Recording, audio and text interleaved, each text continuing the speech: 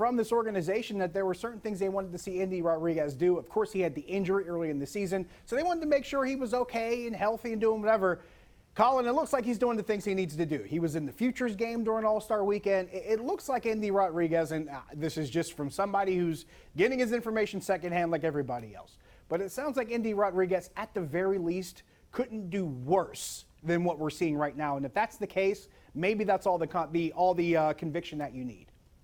No, and look, you and I were both in the same clubhouses back in the day whenever the Pirates made that little bit of a run in the 3 seasons they did. And one thing that I always marveled at in the division was what Joe Madden did with the Cubs. He didn't care. And he didn't necessarily say that defense didn't matter, but he made sure, and at that time, you had to bat a pitcher, so you only had 8 sticks. Now you got 9 sticks. Joe Madden put his best bats in the lineup all the time and said, we'll figure it out on defense. And there was no bigger case in point than Kyle Schwarber. Kyle Schwarber played all over the diamond for that baseball team, and people would say, Joe, what are you doing?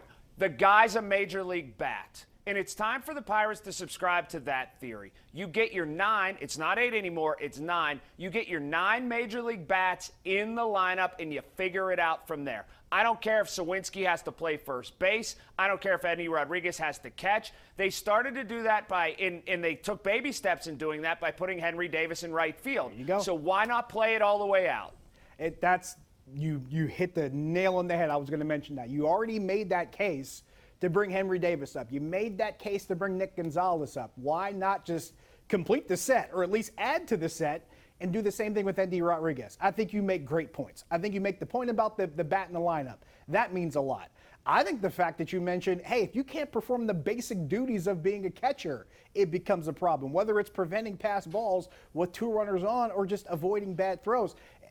I'll go back to that same time period you talked about. Remember Ryan Domit? Colin, there was a point where they stopped putting him behind the plate because he couldn't catch, but he could at least hit, so they found something for him to do. But what happens when you have a guy who's supposed to be a major league hitter and isn't hitting well, and his job is to be a catcher, and that's starting to become a problem as well? It becomes hard to defend at that point. Clint Hurdle did the same thing with Josh Harrison. He found a position for him every night. He just said he's a major league stick. Josh Harrison's still playing Major League Baseball because his bat plays, and they figure out where to put him in the field.